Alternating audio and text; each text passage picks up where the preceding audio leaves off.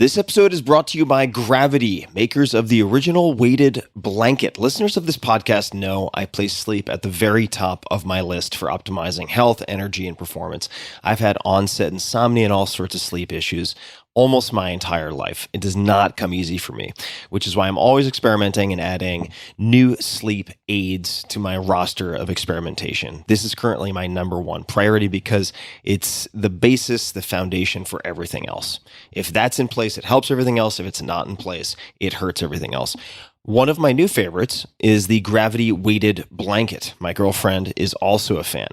You might recognize Gravity from some of my interviews on this podcast with superhuman athletes. A number of them use Gravity weighted blankets and have mentioned them, which is how I picked up the thread and ended up testing them out. 72% of Gravity users have reported better, more restful sleep, and 76% have reported falling asleep faster and feeling more rested in the morning. For me, the falling asleep faster is the key piece.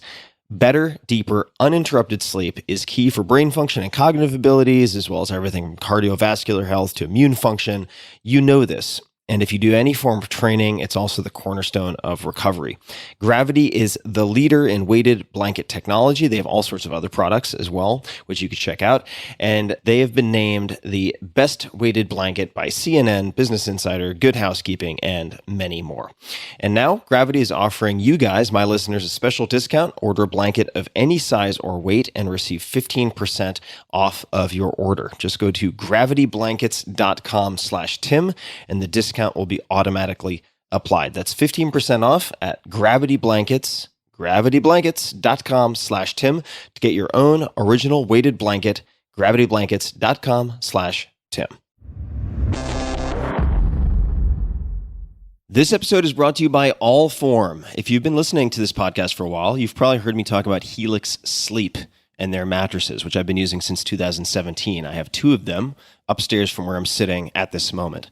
Helix has gone beyond the bedroom and started making sofas. They launched a company called Allform, Allform, and they're making premium, customizable sofas and chairs shipped right to your door at a fraction of the cost of traditional stores. So I'm sitting in my living room right now, and it's entirely Allform furniture. I've got two chairs, I've got an ottoman, and I have an L-sectional couch, and I'll come back to that. You can pick your fabric. They're all spill, stain, and scratch resistant. The sofa color, the color of the legs, the sofa size, the shape to make sure it's perfect for you and your home. Also, Allform arrives in just 3 to 7 days, and you can assemble it all yourself in a few minutes. No tools needed. I was quite astonished by how modular and easy these things fit together, kind of like Lego pieces. They've got armchairs, love seats, all the way up to an 8-seat sectional, so there's something for everyone. You can also start small and kind of build on top of it if you wanted to get a smaller couch and then build out on it, which is actually, in a way, what I did, because I can turn my L-sectional couch into a normal straight couch and then with a separate ottoman in a matter of about 60 seconds. It's pretty rad. So I mentioned I have all of these different things in this room. I used the natural leg finish, which is their lightest color, and I dig it. I mean, I've been using these things hours and hours and hours every single day. So I am using what I am sharing with you guys. And if getting a sofa without trying it in-store sounds risky, you don't need to worry. Allform sofas are delivered directly to your home with fast, free shipping, and you get 100 days to decide if you want to keep it. That's more than 3 months, and if you don't love it, they'll pick it up for free and give you a full refund. Your sofa frame also has a forever warranty that's literally forever. So check it out. Take a look. They've got all sorts of cool stuff to choose from. I was skeptical, and it actually worked. It worked much better than I could have imagined, and I'm very, very happy. So to find your perfect sofa, check out allform.com/Tim. That's allform.com/Tim. Allform is offering 20% off all orders to you, my dear listeners, at allform.com/Tim. Make sure to use the code TIM at checkout. That's allform.com/Tim and use code TIM at checkout. Optimal minimal. At this altitude, I can run flat out for a half mile before my hands start shaking. Can I ask you a personal question? Now would seem an appropriate time. What if I did the opposite? I'm a cybernetic organism, living tissue over metal endoskeleton. Tim Ferriss Show. Hello, boys and girls, ladies and germs. This is Tim Ferriss. Welcome to another episode of The Tim Ferriss Show, where it is my job to deconstruct world-class performers of all different types, of all different stripes, from many different disciplines, to tease out the frameworks, the lessons learned, the habits, routines, etc., that you can apply to your own lives. My guest today is Terry Crews. You can find him on Twitter and social at Terry Crews. Terry can do it all. Author, action movie hero, sitcom star, children's book illustrator, advertising pitchman, playable video game character, talent show host, high-end furniture designer, and human rights activist. The list goes on and on. Terry's new memoir is Tough, subtitle My Journey to True Power. In it, he chronicles the story of how he went from being a 6-year-old boy with a goofy, toothless smile to being utterly selfish and angry, to a man who can finally acknowledge his own weaknesses and vulnerabilities and use his experiences to help motivate those around him. And Terry's story is fascinating, incredible, heartbreaking in some respects, gut-wrenching. It is a story that I've learned a lot from, and I think also a story that you can learn a lot from. But let's finish the bio before we dive into the conversation. Terry has starred as a series regular in 3 consecutive TV series that have surpassed the coveted 100-episode mark: Brooklyn Nine-Nine, Are We There Yet?, and Everybody Hates Chris. Terry is set to star in Tales of the Walking Dead and hosts NBC's top-rated alternative series America's Got Talent and its spin-offs AGT Champions and AGT Extreme. Crews recently added yet another title, children's book illustrator, which I mentioned earlier, to his resume for his first-of-a-kind augmented reality book, Come Find Me. Terry's Crew is his latest children's lit entry, a graphic novel set to be released in late 2020. Terry's Crew provides insight into his childhood in Michigan and what it was like trying to find his place. In 2021, Terry and his wife, Rebecca King Crews, released an exclusive Audible audiobook, Stronger Together, sharing the staggering ups and downs of their relationship and how they have weathered the myriad crises that have rocked their marriage. Crews, a lifelong artist, which we dug deeply into in my first conversation with him, released his furniture collection with Bernhardt Designs in 2017, which premiered at the International Contemporary Furniture Fair in New York and was awarded the prestigious Best of Neocon 2017. Always drawing and sketching alongside his many day jobs, and that is many, many day jobs, Crews joined the ranks of a number of other design world heavyweights, including Yves Bahar, as a contributor to Bernhardt's portfolio. Again, you can find him on social, on Twitter at Terry Crews, Instagram, Terry Crews, and on Facebook, Real Terry Crews. And now, without further ado, please enjoy a wide-ranging and very deep conversation with Terry Crews. Terry, it is so nice to see you again. Thanks for taking the time. Good to see you too, Tim. I tell you, been a long time. It has. And last time we were in person on stage in Los Angeles. Now we are remote, still looking at each other via video. And for those who can't see where I'm sitting, because they're listening to audio, I'm sitting in a studio with a projection of the skyline of Austin behind me because I had 2 location failures today. This is my 3rd location.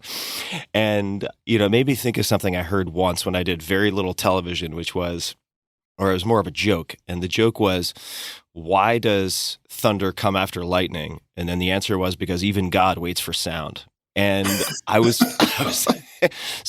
hoping if you could maybe just give people a little bit of connective tissue related to your professional life, because people see the red carpet events, they see the TV shows, and they might assume that it's just like all highlights all day long. And I was just wondering if you could maybe add a little bit of color to what a day in the life actually looks like, because there's so much behind the scenes.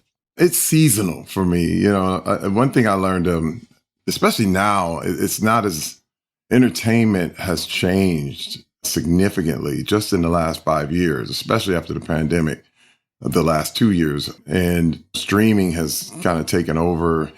I had a much more structured life before. You do a sitcom and you wake up at 4 a.m, get the workout in, go to the set, do your whole thing. My workout is 2 hours. So no matter what my call time is, I'm up at least 3 hours before my call time so that I can get all my, my workout in, my showering, all that stuff. And then I go right into a usual day, and that's a 12-hour kind of sitcom day. When I was doing Brooklyn Nine-Nine for 8 straight years, that was my go-to. And that's kind of how a day went. But now with streaming and the way everything is going, people have now started to do limited series, and I'm not on Brooklyn anymore, but I did a stint on a TV series for AMC called Tales of the Walking Dead, which is going to be really cool. But it was all in Atlanta, and we shot 15 hours, and it was like shooting a movie in 10 days. And that's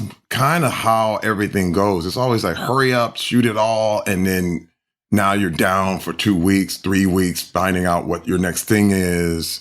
But this is the thing. I never lose my own structure.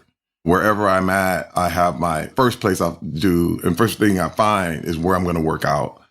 And then also what I'm going to eat, and also my timing of my eating. I still do intermittent fasting. I'm in the beginning of 12 years now straight of intermittent fasting and doing my 8-hour window from 2 to 10. And then it changes by when I go to whatever time zone I'm in. And now it's funny because a lot of times I find I can go one meal a day. I actually enjoy skipping that 2 o'clock, and then maybe by 3 or 4 having a charcuterie or something like that with some real satiating cheese and some, meat, and that's it. And then I have a dinner, and then I'm done.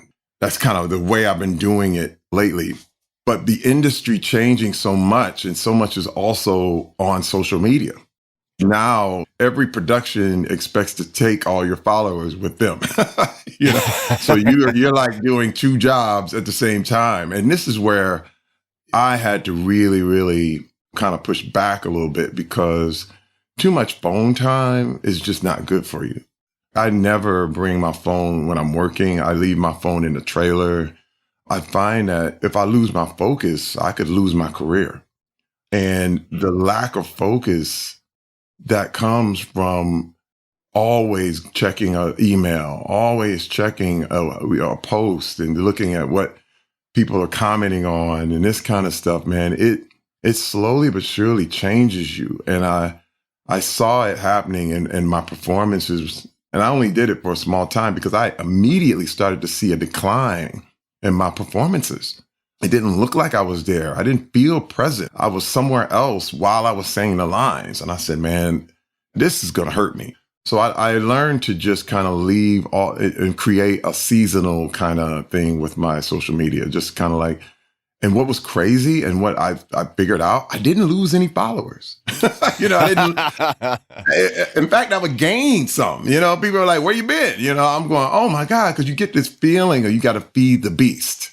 You know what I mean? Like if you don't keep the pipeline running, all of a sudden you're just going to run dry. But I found it wasn't true. I found that when I'm doing America's Got Talent and it's time to promote and time to get your social media back up and running, it's like people never left. And I was like, man, that was a really good thing to find out. Good to test early and learn that you can do it. And again, I try to go to bed as early as I can. If I can get to bed literally at 8:30, I'm gone, because I just enjoy my mornings. With my workout, it's my peace, man. I put my headphones on. I'll listen to your podcast. I'll listen to I read a lot of good books via audiobook while I'm working out that just give me the insights and the thing that I need. And I probably read a book a week at least, and sometimes 2 if it gets really rolling, if the books are short. But I find that the reading just really keeps me level-headed in a world of quick blurbs and people who want to excite everyone else and get everybody riled up. One thing I like to say is the media likes to get everyone angry and keep them there because it's very profitable. But reading calms all that down. You know what I'm saying? It's kind of like it's a very realistic way of looking at life, as opposed to blowing through the day. It's like you're enjoying a sunset when you read a book. That's the analogy that I have for that. And it gives me great perspective. Sometimes I read books on people that I wouldn't normally listen to or understand or try to understand. And then you get a new empathy for different people. You may not even agree, but I can definitely empathize with points of view and where people are coming from. And it gives nuance where there is, the death of nuance has been kind of what's happening lately. You know what I mean? Yeah. So, Yeah. uh, Sharp contrast. So I've probably 27 footnotes that I've made for follow-up questions on what you just said. So let me jump into some of them. We'll start with the end first.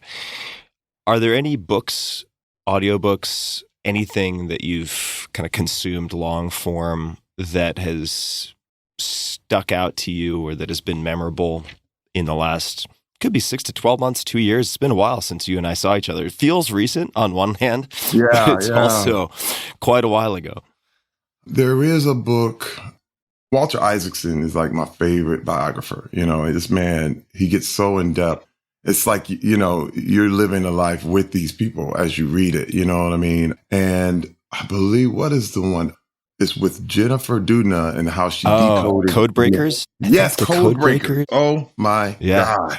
That, let me tell you, man, and I'm a big science guy. Yeah, and for people who don't know, this is CRISPR related. I mean, there's a Exactly. lot more to it, but very CRISPR related. Well, Jennifer was this biologist who basically developed CRISPR. So what happened while I was reading the book, it blew me away because I learned about, and it's the first time I heard it, but it was all about James Watson and Crick, who his teammate, they basically discovered the whole Yeah, the structure of the double helix. the structure of the double helix and the whole thing. But James Watson went public about how he felt the intelligence of blacks were inferior to everyone else because of their genes. And you got to understand, as I'm reading this book, my heart just sunk into my stomach. I was like, wow, this is the man who is probably going to go down in the annals of history as being this innovator, this person that really solved so many problems, but here he is creating a new one right at the same time. It hit me really, really hard because this is another thing. You know, there was a level of success you get to that it actually can harm you. One example is even when I watched The Last Dance, you know, the Michael Jordan documentary. And Michael Jordan is one of the greatest athletes of all time. But was he happy? When you look at the whole doc, you go, my God, like, here's a man who's like, I don't know if we could really say that he was actually fulfilled in any of this. In fact, a lot of teammates, a lot of people were like, he was one of the people that you really didn't want to be around. You know what I mean? Where it's like, and this is the quandary. This is not a judgment on Michael Jordan, but it's like myself included.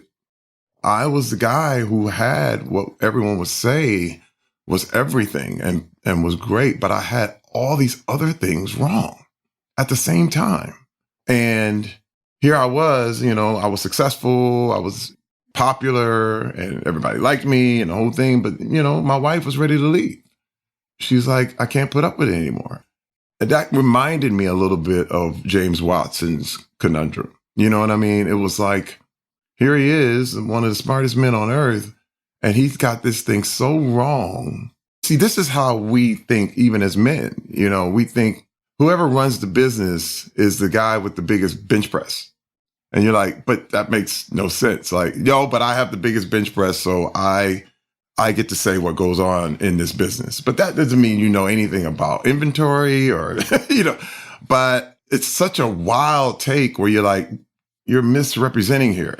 And for me, I look at those things and these things in Hollywood, in science, in politics, in almost every genre of what you would call life. And I say, man, that's the mistake we could always make. And we can never forget that. And we have to humble ourselves. We have to really, really understand that we're all just beginning. Even when you've succeeded, when you've got this thing, you're still starting at day one every day. And is the mistake, just assuming that you know more than you know, or that you have more certainty in more places than you actually do? Is that the crux of the issue, or would you describe it a different way? You know what I would describe the mistake is? The mistake to me is self-righteousness. That's the mistake. The mistake is you have deemed yourself self-righteous. And when you are self-righteous, you can now do the most heinous, inhuman things to other people because you feel right, because you know in your heart you're right. But for thousands of years, and this is the thing where it's so crazy because now we can mix everything up. I think there's a lot of conflating going on, even with racism. People say, well, that's racist. Well, actually, a lot of it is self-righteous. And if you define the problem correctly, you can actually deal with the problem correctly. And this is the thing about self-righteousness, is that you can be Black and self-righteous. You can be gay and self-righteous. You can be, white self-righteous. You can be a policeman and self-righteous. You can be all kinds of things. It doesn't matter. You can be poor and self-righteous.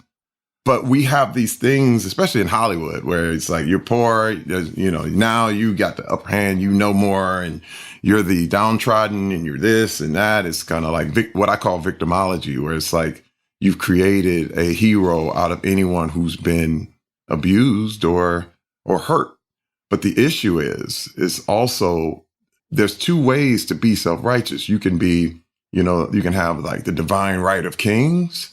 You can be like, I was born this way, or you can say, I've suffered more than anybody else. So now I get to say how everything goes. You see what I mean? And I think a lot of people have never looked at the other side. It's just like someone who suffered a lot is immediately given all this play. But my thing is that, but you still have to respect other people. You still have to understand that you are no better than the others. It's the phrase I've used before and will continue to use is that it's really, how can you compare your suffering to another person? It's not the oppression Olympics. It's just not. You can't, we get to be right because we've suffered the most. And I always look at that and have to examine it even in the light of my own suffering and my own thing. And let me tell you, no one has basically been a victim more than Terry Crews. I had victimology down. I was like, okay, my father was abusive. I'm Black. I grew up poor. I grew up in the hood. I had every excuse in the book. And I felt justified in my self-righteousness. And I used that against my family. I used that to manipulate people. I used that in order to gain things that I never earned. Because I knew people would give me the benefit of the doubt because of my background. I knew I could use that. But in the end, when all is said and done, it did not leave me fulfilled because I knew these things didn't play. Like the problem with victimology is all those excuses, they work for a minute, but they expire very quickly. I like to call it an expired credit card. Your excuses, they have a valid date, but it expires like really fast. And then you try to use it the next day and you get declined. And it's kind of like every excuse you ever wanted to use, there's a time when it doesn't work anymore. I would love to hear more about your personal experience. So you had, as you mentioned, victimology down.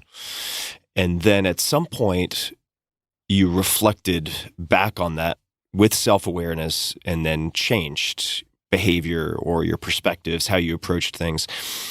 Were there any particular triggers? Was there a particular day? Could you sort of tell a story or give us an example of something that catalyzed that change? Because for a lot of people, if they have any perspective, they may not change that. They may not actually have a trigger to turn it inward and take a look at that. So could you describe what happened?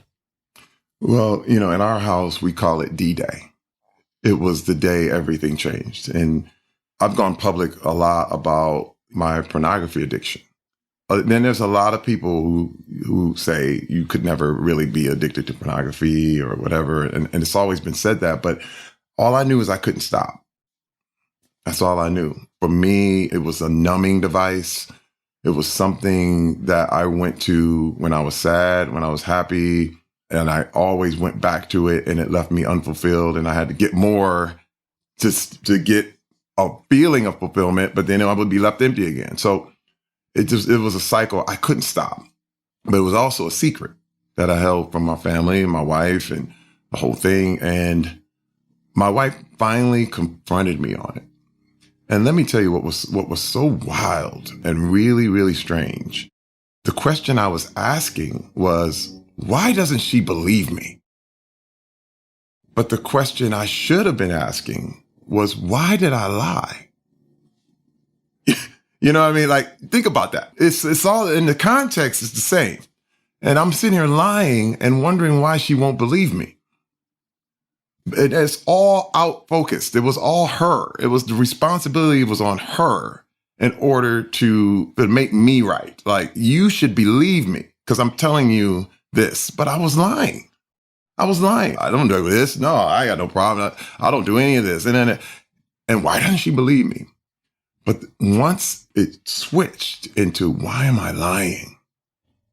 All of a sudden, it went inward. All of a sudden, I had to ask myself the questions I had been avoiding for years and years and years.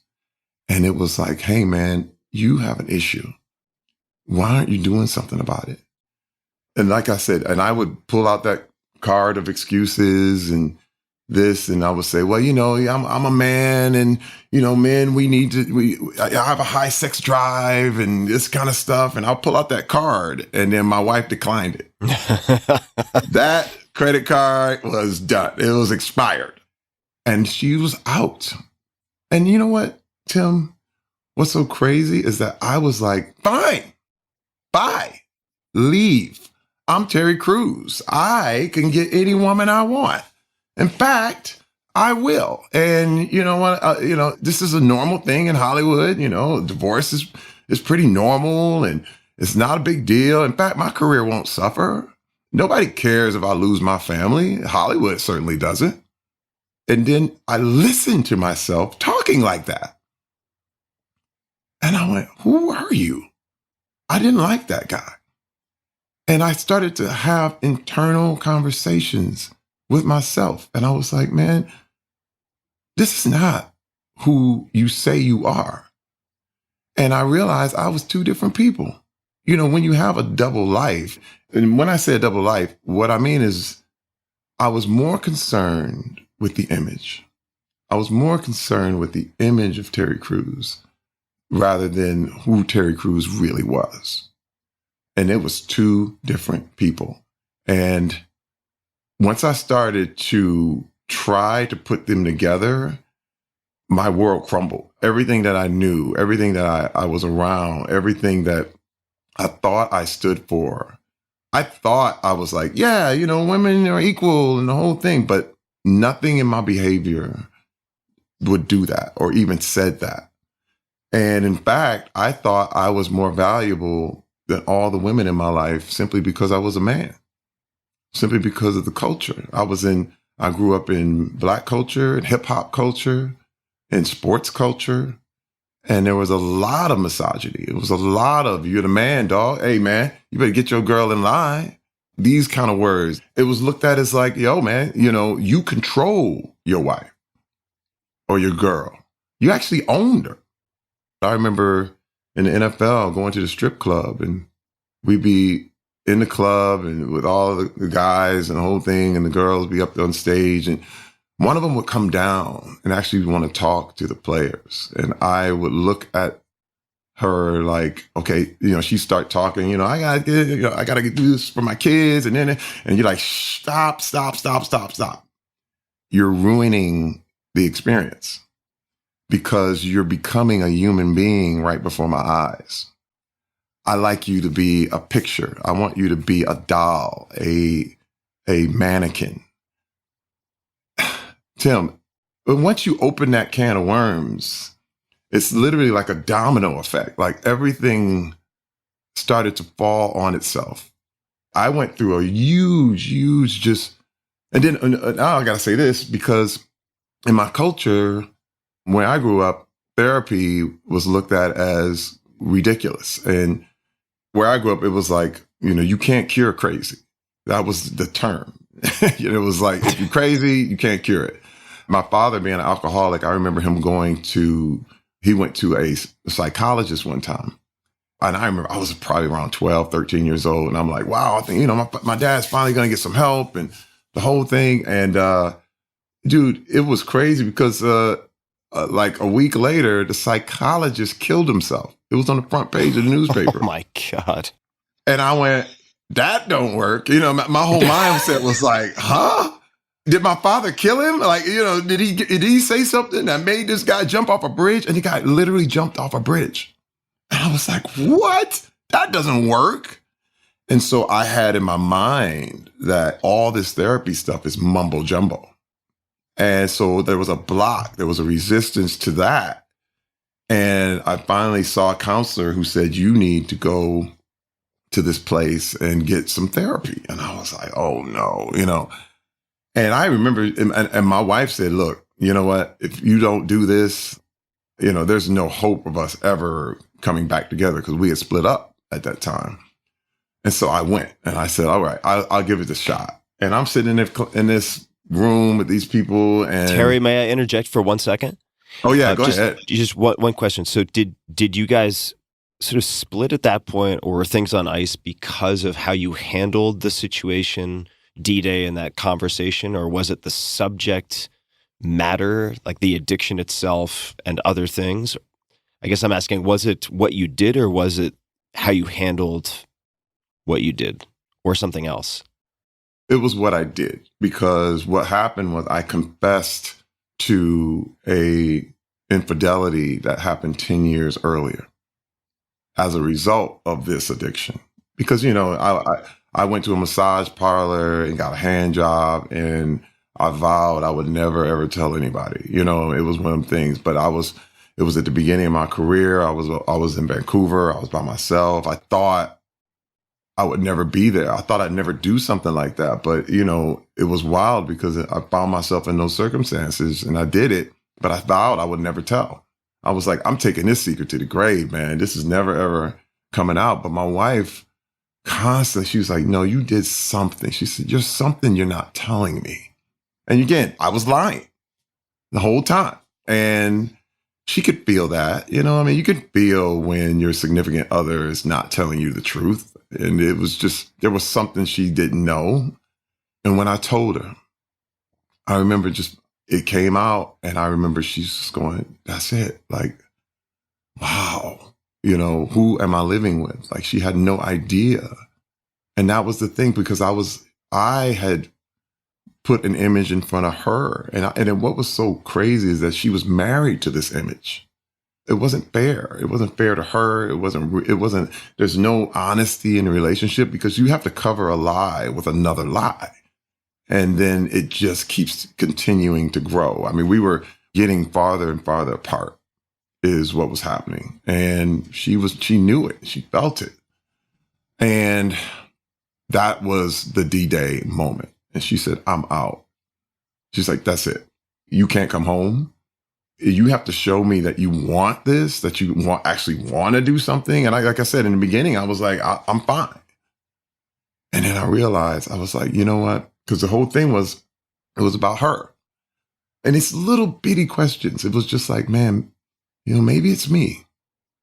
A realization that hit me that it was me, that it was. And I have to say this, going into therapy, all the great thing about therapy, and especially with addiction therapy, was just the 12 steps. The 12 steps, they work for every sort of addiction, be it drugs, alcohol, sex, all these things. And it starts with the serenity prayer, which is, help me to accept the things that I can't change, and the courage to change the things I can, and the wisdom to know the difference. Okay. But you have to understand, men, especially in my world, you live life as if you're in a revenge movie. Everything. I'm laughing because I'm a lot smaller than you are, but I understand. You know what I mean? I get it. I get it. Hey, movies like that, man, like Payback and Death Wish and Wrath of Man. I mean, there's a long list. Yeah. Right. Oh, Wrath of Man, Taken. This thing where you get on the phone and you tell the guy, I'm going to hunt you down. I'm going to take you and your crew out one by one, and you're going to die slow. It's like Man on Fire, also a good one. Oh Man my on God. Fire. And you make them pay for everything. You make them pay for everything they ever did to you. That's the male fantasy. It's better than sex.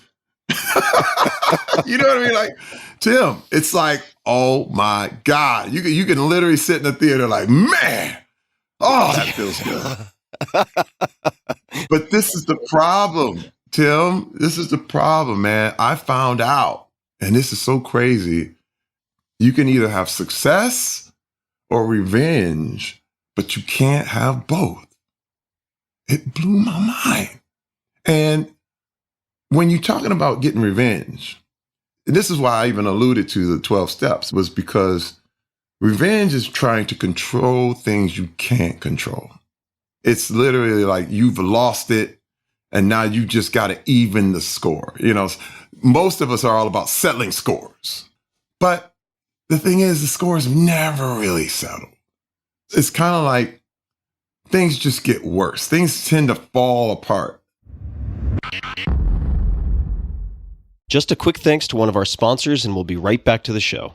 This episode is brought to you by Athletic Greens. I get asked all the time what I would take if I could only take one supplement. The answer is invariably AG1 by Athletic Greens. If you're traveling, if you're just busy, if you're not sure if your meals are where they should be, it covers your bases. With approximately 75 vitamins, minerals, and whole food sourced ingredients, you'll be hard-pressed to find a more nutrient-dense formula on the market. It has a multivitamin, multi-mineral greens complex, probiotics and prebiotics for gut health, an immunity formula, digestive enzymes, and adaptogens. You get the idea. Right now, Athletic Greens is giving my audience a special offer on top of their all-in-one formula, which is a free vitamin D supplement and 5 free travel packs with your first subscription purchase. Many of us are deficient in vitamin D. I've found that true for myself, which is usually produced in our bodies from sun exposure. So adding a vitamin D supplement to your daily routine is a great option for additional immune support. Support your immunity,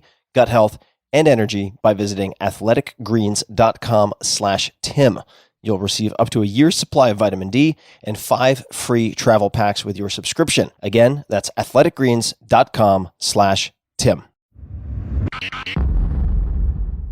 I was the kind of guy, I even start my book out where I talk about how I beat this man up on the street, man, for disrespecting my wife.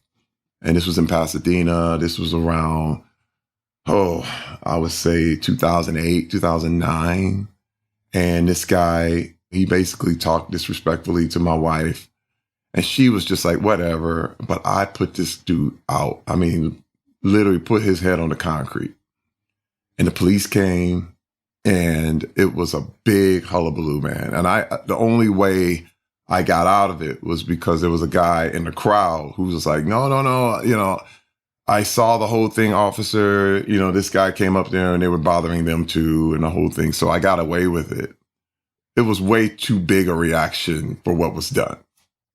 But that was me settling my scores. Here's the revenge movie. And my wife pulled me to the side and we went home and she said, Terry, she said, you have to promise me that you will never, ever do anything like that again. And I was like, what? I mean, you need to be protected. And she said, wait a minute. She said, I got this. But you are going to lose everything you have. She said, you're going to get sued.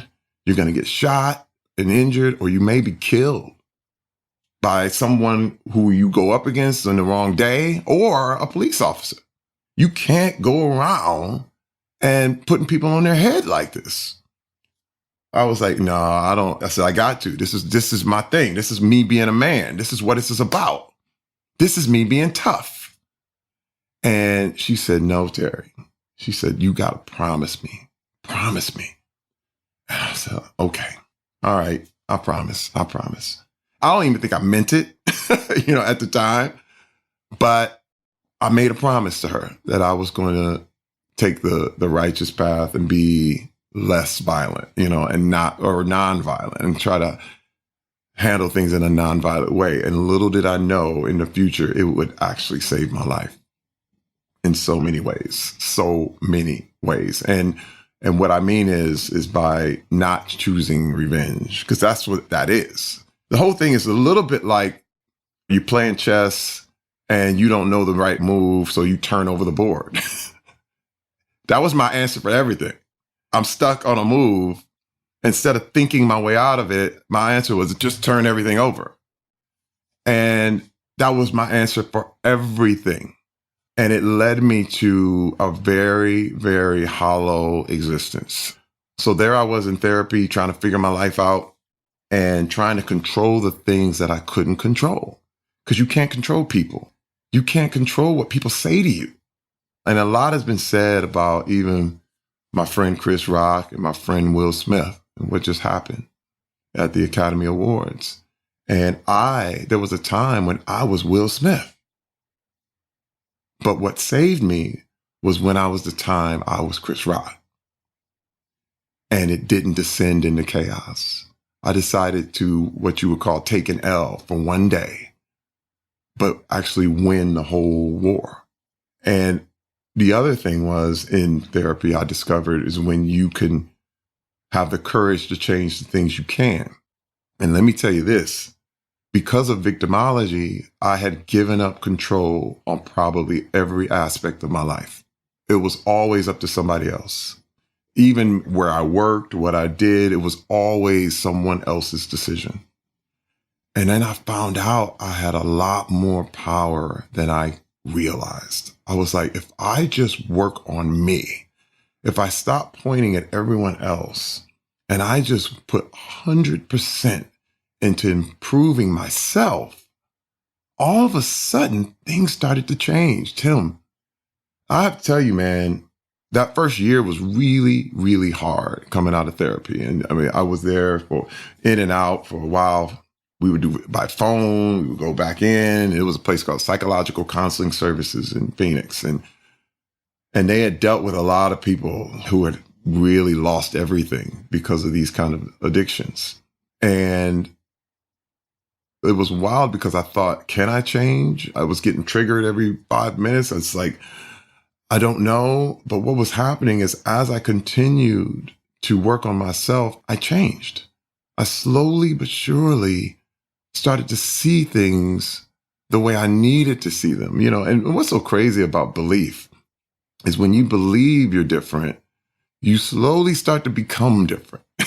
You have to believe it first, you know what I mean? It's kind of like... Terry, would you mind giving an example? It would be very helpful because I think from the outside looking in, people see this incredible physical specimen, certainly in all of my interactions with you and your descriptions and stories and Tribe of Mentors. You've done a lot of self-development and you've worked on yourself a lot. Could you give an example from that chapter during or after therapy of something that you worked on or a belief that you gave attention to? I can tell you a distinct example that let me know I was different. And it's so innocuous and small and tiny, but it was so powerful. We were on vacation and my son, who's 16 now, but he was probably 4 years old. And I have 5 total kids, 4 daughters and my son. And we were out to dinner and he spilled his water all over the table. And, it was all over me. It was all over everybody. And I just said, hey, man, I said, that's okay. We'll get a towel. And I said, hey, man, people make mistakes. It's okay. And I started dabbing up the water and the whole thing. Now, that sounds like nothing. The whole table was looking at me like this.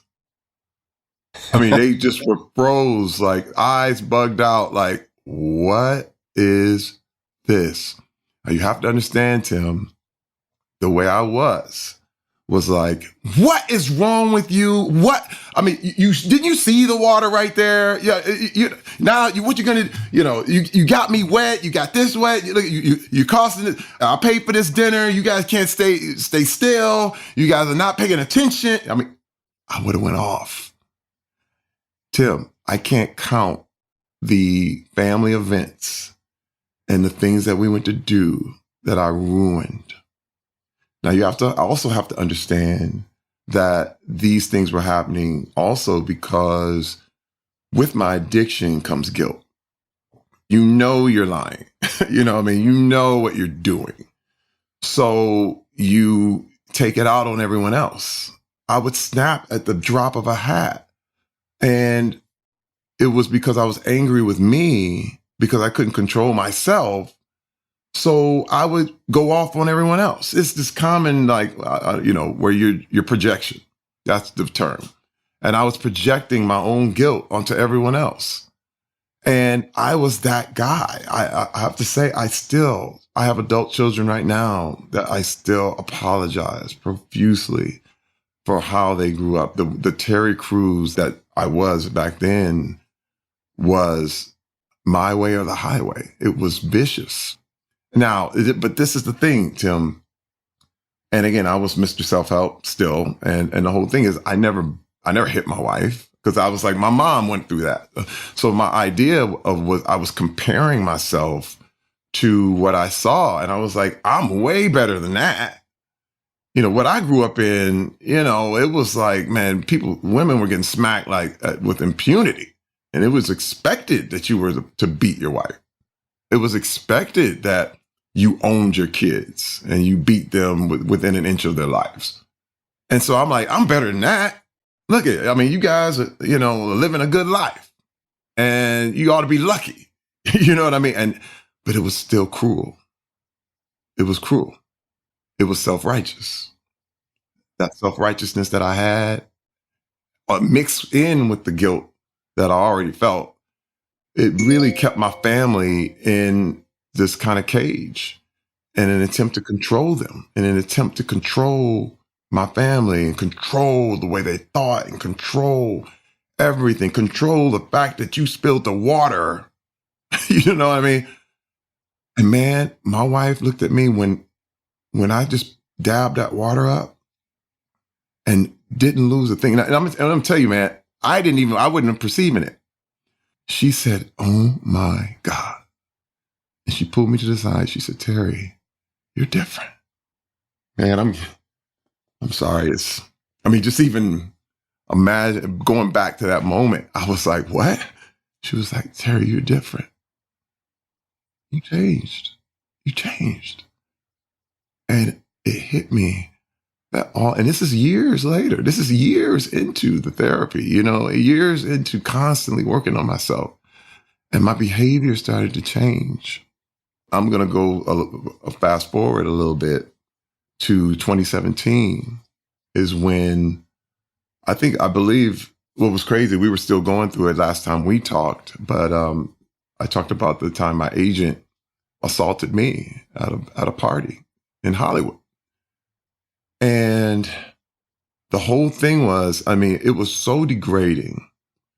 And so, I pushed him off. I was like, what is your problem? I don't know what his problem was.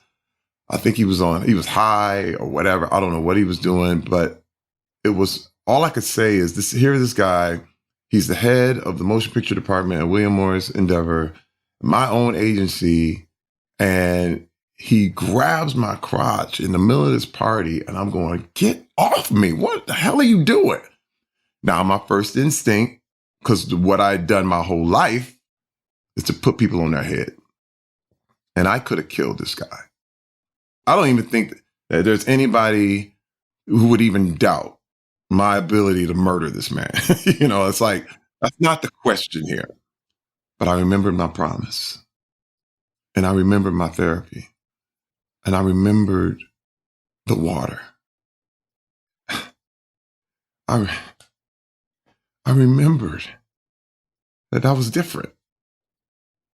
And I said, you know what? The whole phrase responsibility is just that. The ability to respond. I can choose how I'm going to act in this way. And I went against decades of programming and said, no.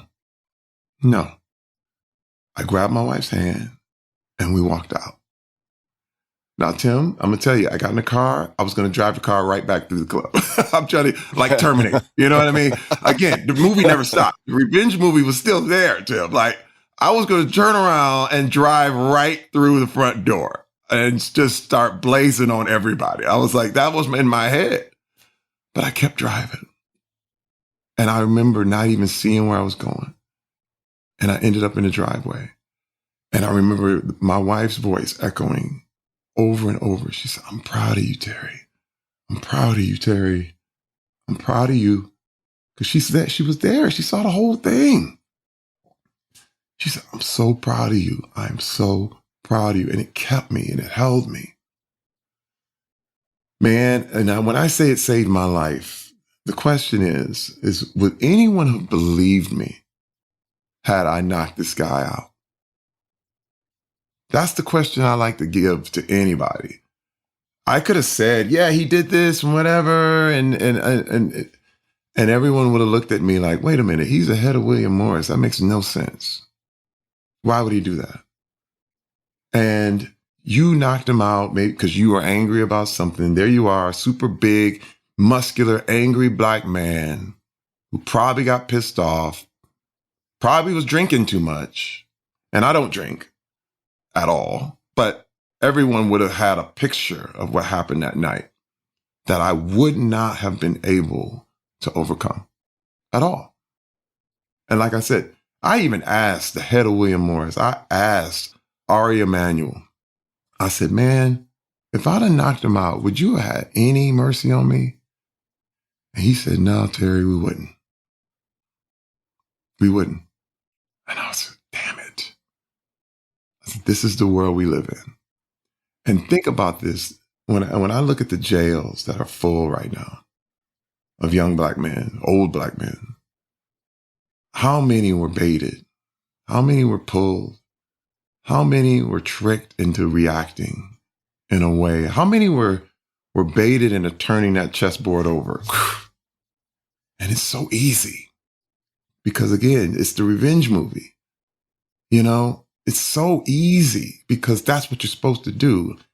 Let me tell you, right now in our community, in the black community, there is an expectation that if anybody calls you nigger, you knock them out. That's the reaction. I mean, this was told to me many, many times.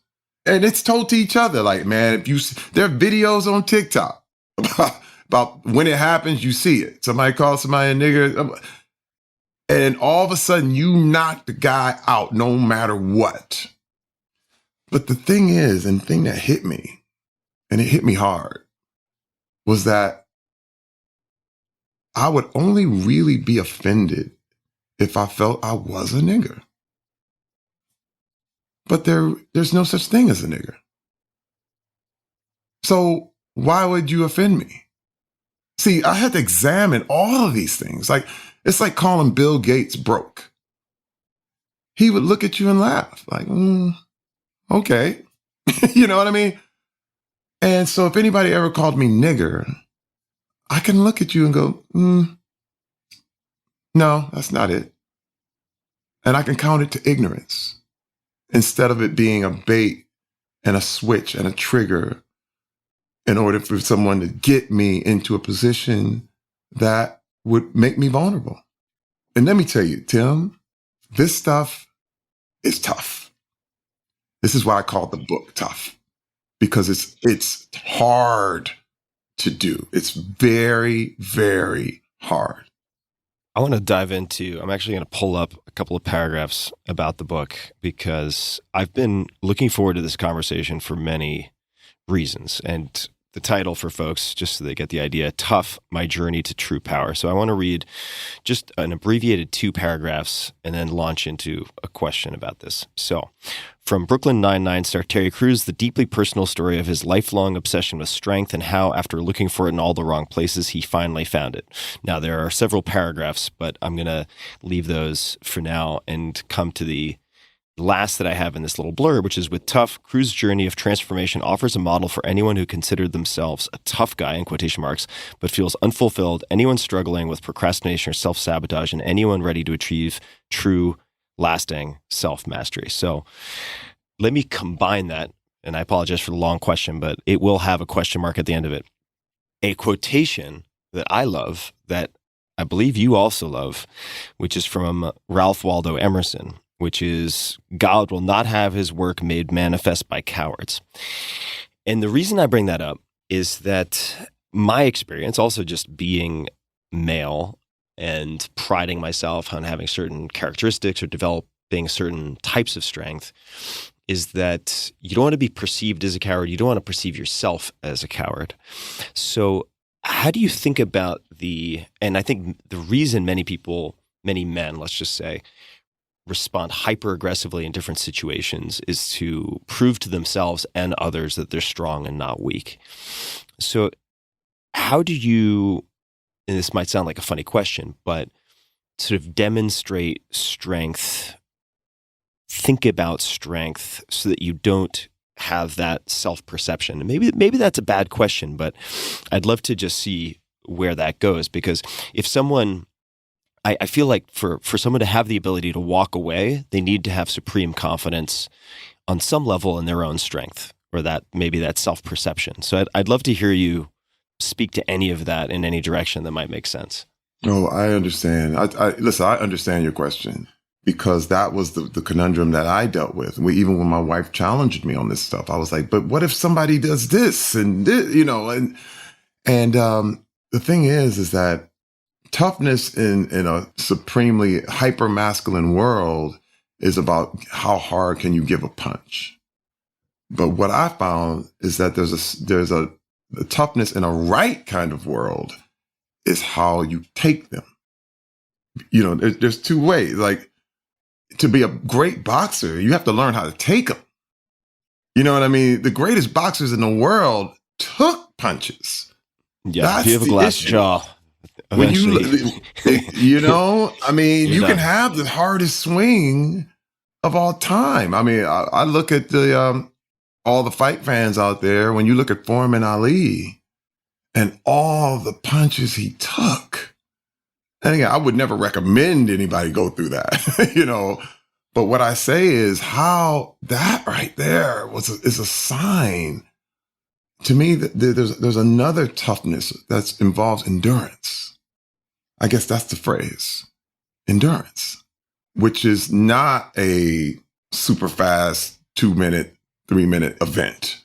It's long term. It's how much can you take?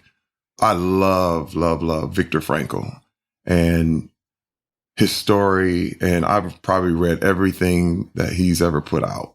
And the endurance that this man put up with in the Nazi concentration camps, as he watched all his friends die, his family died, his wife, and he came out saying yes to life. I said, man, that's the kind of endurance that transcends. And I think that it's truly, truly one of the things where that level of toughness is where I want to be. Because this is another thing. The world really, really determines winners way too early. They just do. I mean, and it's always celebrated. I mean, the valedictorian of your high school. But most of these people don't end up winning long term. You know what I mean? It's like whoever's winning at a young age, it's like, wait a minute. I think we need to look at the people who over time have displayed success and really displayed, just have seen the most of life and seen all the lumps and been through all the things. And what have they been through? That's where you get your real examples. I am a results-oriented person. Whereas when I see how most of the world celebrates just instant wins, you know what a thing, Tim? I like to call it the sportification of our culture. Things have been sportified. And this is where it goes back to even our last conversation, is when I say how I feel that competition is the opposite of creativity. Yeah, this is so key. I highlighted that when I reviewed our first conversation. I'd love for you to just elaborate on that. I will, because it's something that I've been challenged on. People are like, but without competition, you'll never get better. And you got to have competition. And I said, no, you don't. You do not have to compete with other human beings. Now, the thing is, you don't need competition, but you do need resistance. Two different things. The fact that you get up is a resisting. You're going to face resistance. Going outside, the wind is fighting you. If you plant something, weeds are automatically they grow. Anything good is attacked. You have to build a house. You have to make sure everything is so easy for entropy to happen. But everything that's worth something has to be built, has to be designed, it has to be created, and you automatically have resistance. But competition, however, I think, imagine if the world had evolved through competition. There would only be one set of people. Doesn't work that way. The world evolved through collaboration. That's how I feel society evolved. That's how humanity evolved. It's all through collaboration. And again, that revenge movie, that whole thing that we live, it's about competition. It's about putting me on top. And now I'm on top. And I got to cancel everybody else. And so, you got to go down. And I am the winner and you're the loser. And it's a sportification. It's like, I won, I beat everybody. I'm the best in the world today. It's king of the hill. But someone's coming to kick you off, and when you live those rules, it's kind of like if you go your whole life canceling everybody, you eventually have to cancel yourself because you're not perfect. You know what I mean? It's like one thing that gets me, man, Hollywood loves to point the fingers at everybody. And Hollywood at the Academy Awards, it actually canceled itself, which blew my mind. The standing ovation after the assault, everyone was sitting there like at home, like, what? You canceled yourself. This is crazy. And you realize, wait a minute. Now, when I go into collaboration, when you realize that the world is a house, and this is the way guys like to play, where it's like, hey man, I'm on my side of the house. I got the kitchen. The kitchen is mine. I can cook whatever I want. And they'll flaunt it. Like, I got all this kitchen and it's all mine. Well, the other guy's like, well, check it out. I'm on this side of the house. I have the bathroom. I can take a shower. I'm clean. I'm good. Well, Tim, eventually the guy in the kitchen's got to use the bathroom. And the guy with the bathroom's got to use the kitchen. You see what I'm saying? Like, now, this is the problem. Because if it's a sport, who won? Who won? Today, the guy with the bathroom. But tomorrow, the guy with the kitchen. And it's endless. And when you do that, what you're doing, to me, it's like, this is a phrase I love to use. And there was a lot being said. I said things about what was going on with Black Lives Matter, what was going on with a lot of our culture during this whole time. My issue was that any movement that doesn't start with reconciliation, I don't want any part of. We have to reconcile. We have to reconcile men to women. We have to reconcile Black to white. We have to reconcile Republican to Democrat. We have to reconcile. That's the first rule, because if we don't, what you're doing is postponing a war. That's all you're doing.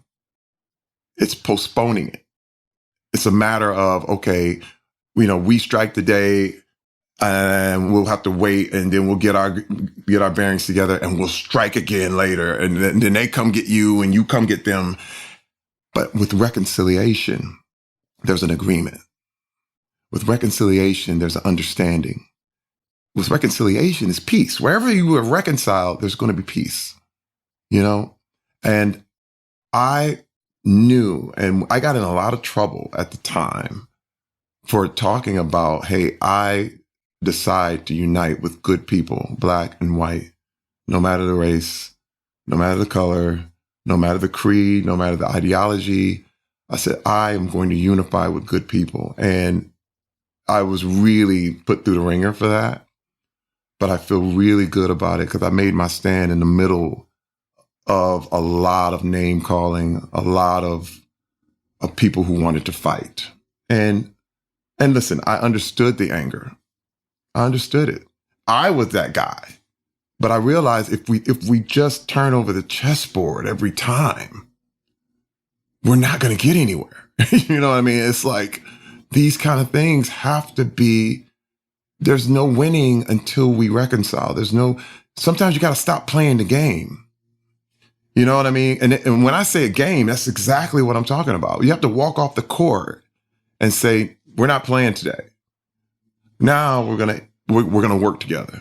One thing that has always impressed me about you and our interactions, and looking back at your history, and certainly in our first conversation, we talked a lot about your art and your ability and many, many sort of chapters of life spent with one foot in the art world, which we won't get into right now, but people can really take a look at this very closely, and they should. And also from the segueing from playing professional sports, then to, say, entertainment, and then folding in the design elements, you're very good at questioning the rules of the game and choosing new games to play. And I think it really highlights a number of things, one of which is your ability to choose creativity over competition.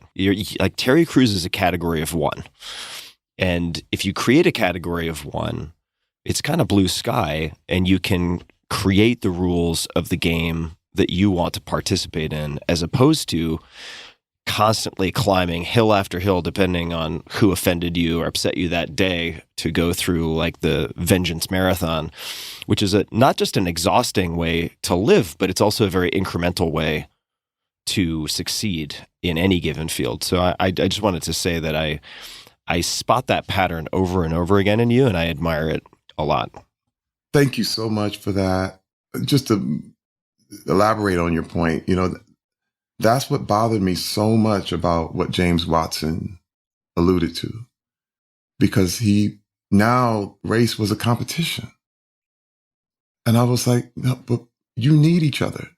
We need everyone. And if you make a competition out of it about this race is smarter than the other, do the genes and this kind of things, I was like, man, what are you talking about? Think about the musical greatness that Black culture has brought in. I mean, that's a whole nother kind of intelligence. There's several ways to be intelligent. You know what I'm saying? And I'll go, you can't do what Thelonious Monk did. You know what I mean? You can't redo that. It's one of these things where you look at John Coltrane and you go, my God, like, how do you can't even put math on that. It's kind of like, how did you create that?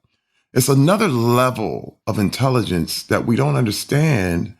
But if you create this game that everybody has to play, and then you determine the winners, and I said, man, it was a huge mistake.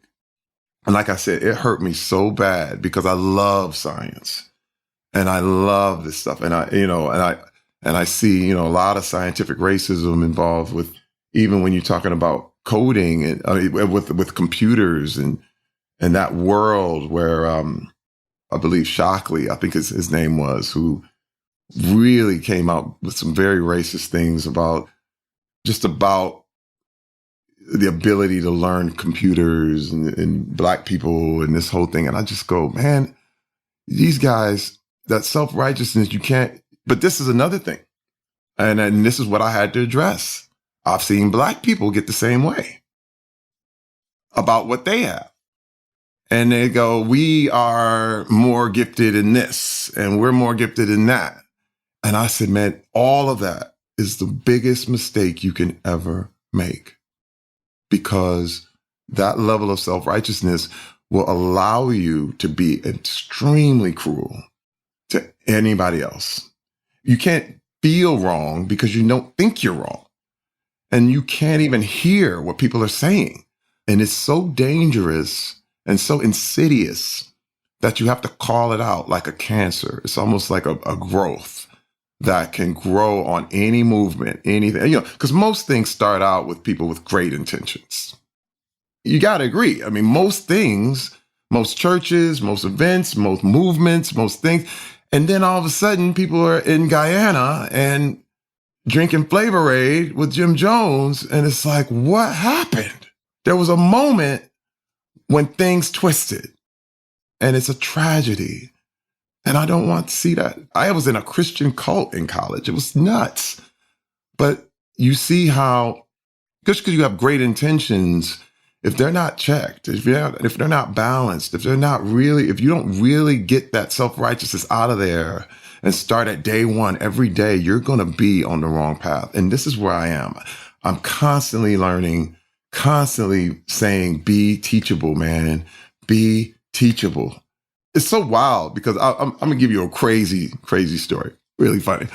I'm doing my first year of America's Got Talent, and I'm loving it. I'm doing my thing.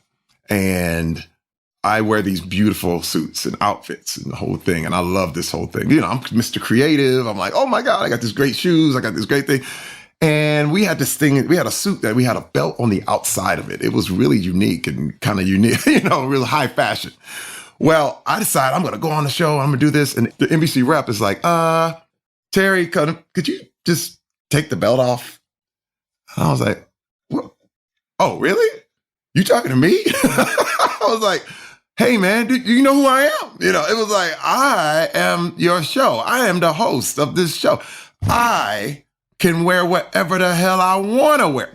Tim, it was like that. I switched into this like, what? How dare you talk to me like that? Like, and dude, and it was wild because I was with my representatives and the people, and they were like, you don't have to change it. You don't have to change whatever you want. Yeah, man, you don't have to do that. Just go out there anyway. Go out. Just do what you want. And all of a sudden it hit me, Tim. It said, hey, man, dude, you're driving their car. NBC is their truck. That's their car. They don't want the rims to spin. Take the damn rims off, man. Like, it's like, dude, why are you flipping on a belt? It was like, man, humble yourself. Relax. Because, dude, these are the boss. I said, it's their show. It's not my show. And I said, oh my God, I was that close to pulling this arrogant move where I was just going to go do whatever I wanted anyway. And it probably would have put everything, my whole future in jeopardy. And I took the belt off. The show went great. The NBC rep was like, thank you, Terry. Because a lot of times people, you know, bosses just want to be heard. And the show was awesome. And I realized how close I came off one arrogant move to losing probably one of the best jobs I ever had. Because it starts there. It's not one big giant move. It's always one little thing, and then it grows and grows and grows. And I said, man, you got to start at day one every day, Terry. So it's hard lessons, man. Like I said, this is tough. Yeah. It's tough hard stuff. It's tough. Hence the title of the book. You know, it made me think also about the example, the metaphor you used earlier of walking outside and the wind is fighting you, right? Like maybe that's just the wind. Like that encounter is just the wind. It's not someone attacking you or insulting your manhood, or it's just the wind in some cases, right? And I've taken a lot of notes in this conversation for myself. I'm really looking forward to the book. And I also feel like this balance that you've described, you know, I think especially for, not exclusively for, but I think often for a lot of the men listening will be one that comes up a lot. It's like, how do you find a place for male strength if you feel like that has sort of been removed from society?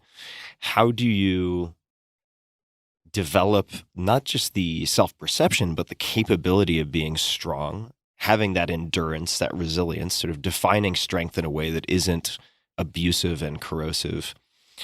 And I also wanted to just mention, because you brought up his name, Thelonious Monk. And one of my favorite quotes is actually from Thelonious Monk. And I wanted to bring it up because I think you exemplify it by constantly revisiting who you are, starting at day one, asking yourself, not just who is Terry Crews, but like, who does Terry Crews want to be? And the quote is, a genius is the one most like himself. I just think there is so much depth in that quote. That's Thelonious Monk. A genius is the one most like himself. Of course, that could apply to herself, but every day is day one, like you said. That's right. That's right. I love it. And I know we're coming up on time, Terry. The new book, People can find it wherever books are sold. Tough, subtitle, My Journey to True Power. I highly recommend people check it out. People can find you on social media at Terry Crews, on Twitter, Instagram, and then on Facebook, Real Terry Crews. Is there anything else that you'd like to say? Any other comments, questions, complaints that you'd like to add before we wrap up? Man, first of all, I just always enjoy talking to you, Tim. This let me tell you, this 90 minutes went like, phew, it went so fast. I can't even. Went quickly. It went quickly, but I just want to thank you for letting me share my heart, man. What's wild is I tend to get misunderstood sometimes, and a lot of that is because of, the ability to take things out of context. And I thank you for letting me talk so that it's in context, so you can see where it's coming from and where it ended, Yeah, for sure. When I see the future of what this world is, I'm very hopeful. I am an eternal optimist. And I see a lot has been said about getting things wrong and everybody making mistakes and this kind of thing. But my thing is, these errors can push you into better things. One thing I like, quote that I heard that I loved that got me through the pandemic, is that sometimes your greatest hopes are destroyed to prepare you for something better. And when you see your hope being dashed, people get disheartened. But I like to see it sometimes as you're being prepared for something better, for what is next. And I truly, truly think that we can have that better. And I really do. And I'm not a cynical. This is another thing, a lot of comedians tend to get a cynicism and this whole kind of thing. And I've always resisted that. I'm at war with cynicism. I've decided to be positive and be hopeful and believe the best about every human being, and count a lot of this as a lot of negativity as ignorance. And until people can figure it out, I'm here for you until I figure, because I haven't even figured it out. You see what I mean? So we're all on this journey, because I can tell you 20 years ago, oh man, I was among the ignorant, I could easily be making excuses and the whole thing. And that's why I have so much empathy for everyone out there, everyone anywhere, because it's just a matter of time. So thank you for letting me share my heart. Thank you, Terry. And I want to say to everybody listening, there are many forces in the world that want you to be apathetic, and I invite you to also be at war within yourself against cynicism, because it is crippling. And what a great way to phrase it. Terry, thank you so much. Again, everyone, check out Tough, My Journey to True Power. You can find links to everything we discussed in the show notes at tim.blog/podcast. And until next time, be a little bit kinder than you think is necessary, both to others and to yourself. And thanks for listening. Hey guys, this is Tim again. Just one more thing before you take off, and that is 5 Bullet Friday. Would you enjoy getting a short email from me every Friday that provides a little fun before the weekend?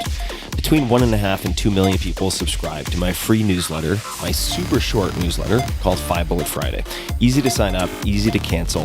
It is basically a half page that I send out every Friday to share the coolest things I've found or discovered or have started exploring over that week. It's kind of like my diary of cool things. It often includes articles I'm reading, books I'm reading, albums perhaps, gadgets, gizmos, all sorts of tech tricks and so on that get sent to me by my friends, including a lot of podcast guests. And these strange esoteric things end up in my field, and then I test them, and then I share them with you.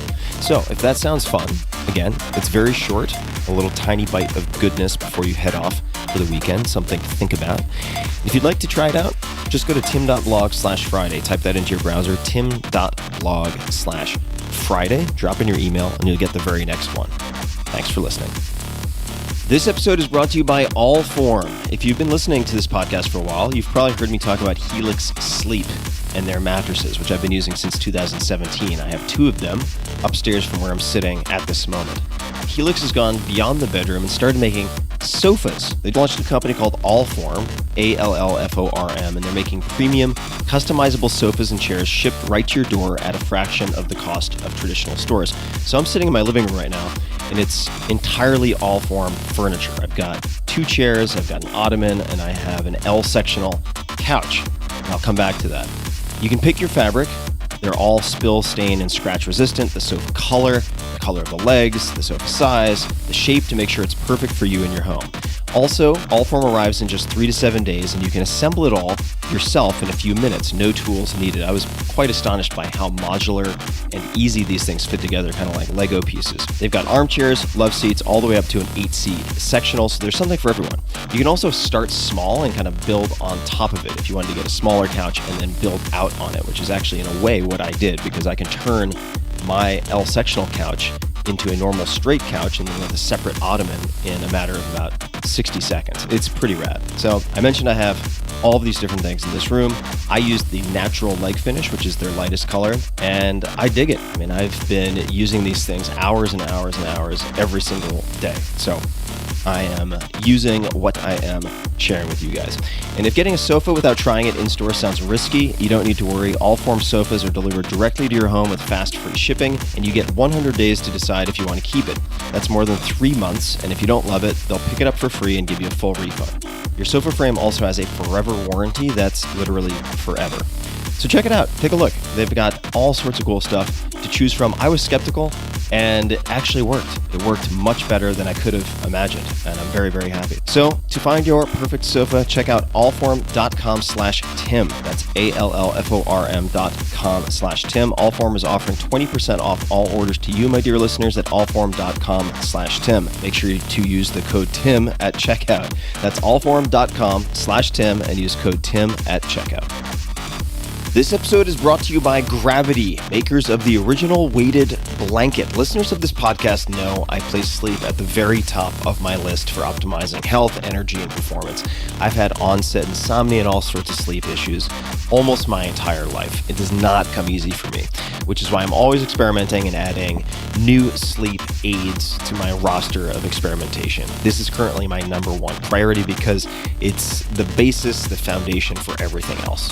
If that's in place, it helps everything else. If it's not in place, it hurts everything else. One of my new favorites is the Gravity weighted blanket. My girlfriend is also a fan. You might recognize Gravity from some of my interviews on this podcast with superhuman athletes. A number of them use Gravity weighted blankets and have mentioned them, which is how I picked up the thread and ended up testing them out.